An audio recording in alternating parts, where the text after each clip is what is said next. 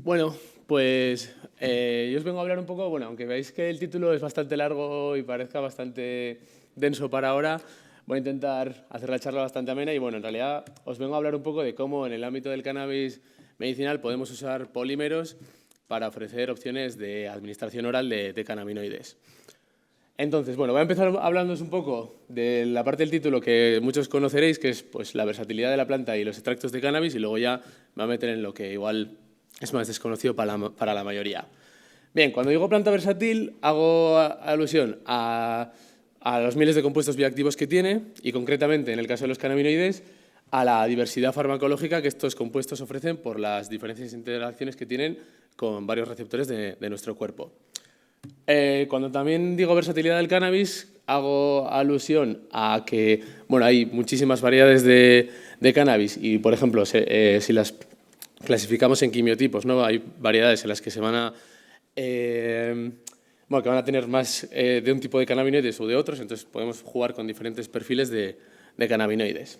En cuanto a los extractos, pues simplemente mencionar que hay extractos de diferente pureza, ¿no? Podemos tener un extracto crudo con mucho contenido en lípido, o sea, en lípidos, en clorofila y, bueno, y otros compuestos que no nos interesan. Y, bueno, y en cuanto a los extractos limpios, pues incluso si fuera necesario podemos llegar a obtener cannabinoides aislados mediante métodos de separación y purificación. Ahora bien, ¿cómo podemos tomar los cannabinoides? Pues bueno, existen un montón de maneras de tomar cannabinoides, pero como ya he dicho, yo os voy a hablar de la vía oral. ¿Por qué? Pues bueno, porque enfocándonos en un uso terapéutico ofrece una administración fácil y segura y, por ejemplo, comparando con la inhalación, pues tiene una toxicidad baja y los efectos pueden ser de larga duración. Es por ello que hoy en día podemos encontrar tanto productos de calidad farmacéutica como otros productos comestibles que, bueno, cada uno verá para qué lo usa. Lo malo de esta vía es que, pues como os podéis imaginar, los cannabinoides tienen que recorrer un largo camino desde que los ingerimos por la boca hasta que notamos o percibimos un efecto.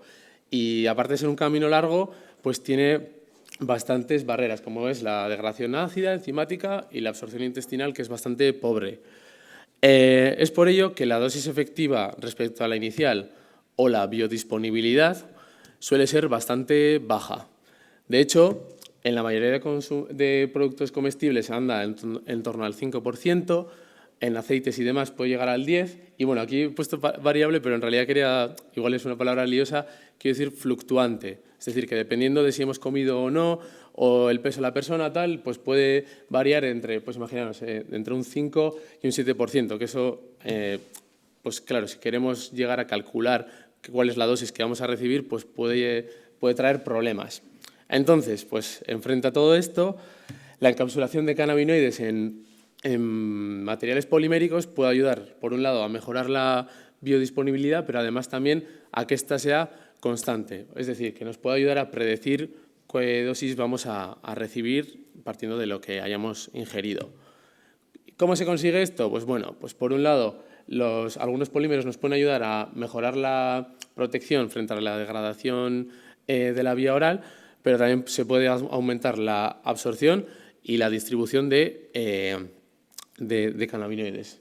Y además de ello, algunos materiales nos dan la opción de controlar los cannabinoides, dónde se van a liberar en nuestro tracto gastrointestinal, pero además también durante cuánto tiempo y a qué velocidad.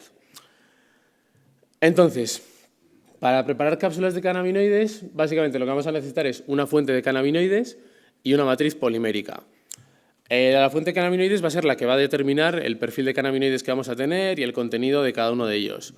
Mientras que la matriz polimérica va a ser la que va a determinar pues, el tamaño de las cápsulas, si son nanocápsulas, microcápsulas o macrocápsulas, la morfología, la carga superficial y luego también, claro, el perfil de liberación, es decir, dónde y a qué velocidad se liberan los cannabinoides.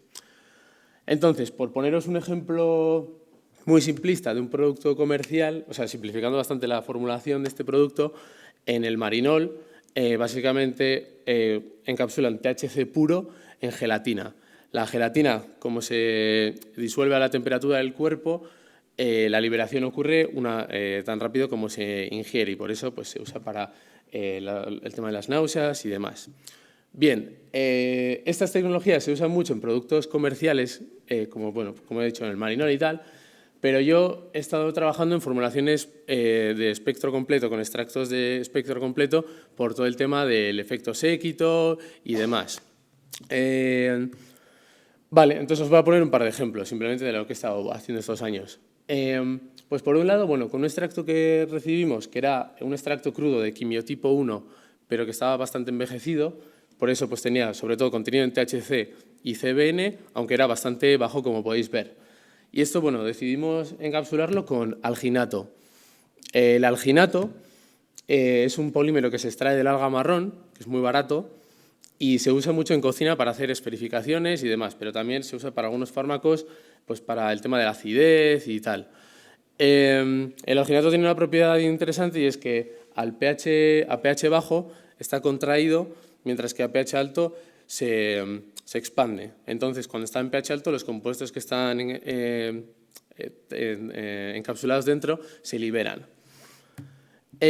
Para preparar estas cápsulas, para que tuviesen un tamaño micrométrico, nosotros usamos este encapsulador, que básicamente lo que nos da la oportunidad es de obtener cápsulas de este tamaño. Y estas fotos son fotos macroscópicas y microscópicas reales de las cápsulas que nosotros preparamos. El contenido en cannabinoides respecto a la masa total de las cápsulas era bastante bajo, o sea, en torno al 1%, pero con 1 gramo de cápsula tendríamos pues, una dosis de 4 miligramos de THC y más o menos 3 de CBN, que es bajo, pero tampoco, sí. En cuanto a la liberación, pues en un experimento in vitro que hicimos, vimos cómo, tal y como se esperaba, una vez entramos en la fase intestinal, el THC y el CBN se liberan muy rápido, pues en 1 hora se libera prácticamente todo el THC y el CBN que había. Y por ello pues puede ser útil para usos genéricos del THC y el CBN, pero también, por ejemplo, podría ser útil para trastornos intestinales, para conseguir una liberación rápida una vez están las cápsulas en el intestino. Y cambiando a otro ejemplo muy diferente con algo con lo que he trabajado, es el PLGA. El PLGA es un polímero sintético que es completamente biocompatible y biodegradable, y de hecho este polímero lo que tiene interesante es que se puede degradar incluso, por ejemplo, en la sangre, y por eso se usa en medicina, se ha usado para hacer una diversidad de productos que se pueden tomar por diferentes vías, tanto pues, por la vía oral como incluso por la vía ocular. Lo que sí que tiene es que es bastante caro. De hecho, por ejemplo, algún grupo de investigación ha usado el PLGA para encapsular el CB13, que es un cannabinoide sintético, también para THC puro y CBD puro, pero en mi caso pues, me pareció interesante utilizarlo para encapsular 3 extractos diferentes de alta pureza, que tenían contenidos de cannabinoides totales, aparte de THC y CBD, en torno al 80%. Entonces usamos de quimiotipo 1, quimiotipo 2 y quimiotipo 3. Y sí que es importante decir que el PLG en este caso lo usé en combinación con el quitosano, que es un polímero que se usa muchas veces para hacer recubrimientos. En este caso pues lo usamos para que las partículas de PLGA que por fuera tienen una carga negativa tuviesen una carga positiva. Que esto es interesante por una cosa que voy a comentar después. En este caso el método que utilizamos de encapsulación es uno bastante más artesanal, por así decirlo, y las cápsulas que obtuvimos son, ahí podéis ver un par de imágenes, son de tamaño pues, de entre 200 y 300 nanómetros. En este caso el contenido de cannabinoides era bastante más alto, en torno al 20%, y el perfil de cannabinoides pues, viene acorde con qué extracto hemos usado o la naturaleza del extracto que hemos usado. En cuanto al perfil de liberación, os he puesto aquí las de quimiotipo 2, pero en realidad en el resto de formulaciones es equivalente.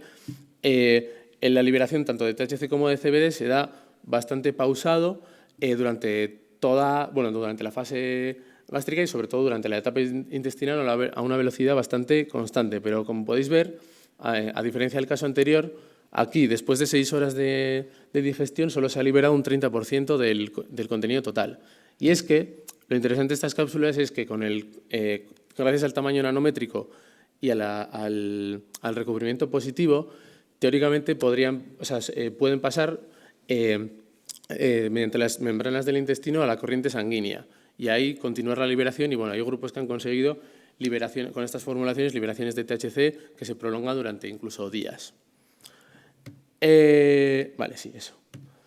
Entonces, pues bueno, el uso, pues claro, dependiendo del perfil de cannabinoides que tengamos, pues van a ir enfocados a paliar un tipo de síntomas u otros. Pero la idea del PLGA y de esta liberación tan lenta es mejorar la calidad de vida de enfermedades crónicas, disminuyendo las dosis que hay que tomar o la frecuencia de las dosificaciones.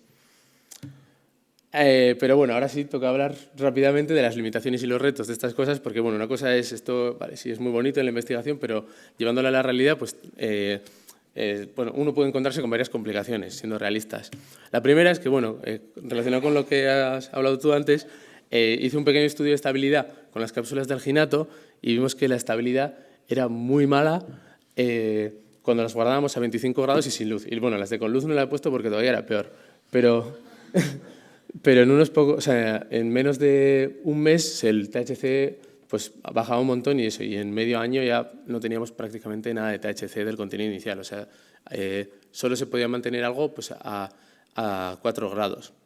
Y luego ya, hablando de limitaciones y retos más generales, pues eso, si enfocamos este tipo de formulaciones a un uso terapéutico, pues por un lado tenemos que tener en cuenta toda la experimentación que hace falta para, pues eso, en el ámbito de un producto farmacéutico, que además esto puede ser más complicado aún, teniendo en cuenta que tenemos muchos compuestos bioactivos en una sola formulación. Y luego, por otro lado, está también el tema de pues, si estas formulaciones son estandarizables o fácilmente estandarizables, vaya, si son escalables, porque claro, una cosa es la producción en el laboratorio a pequeña escala y hacer un par de gramos o lo que sea, y otra cosa es pues, hacer kilos de esto. Y luego, evidentemente, también pues, el coste. Y eso os venía a hablar un poco.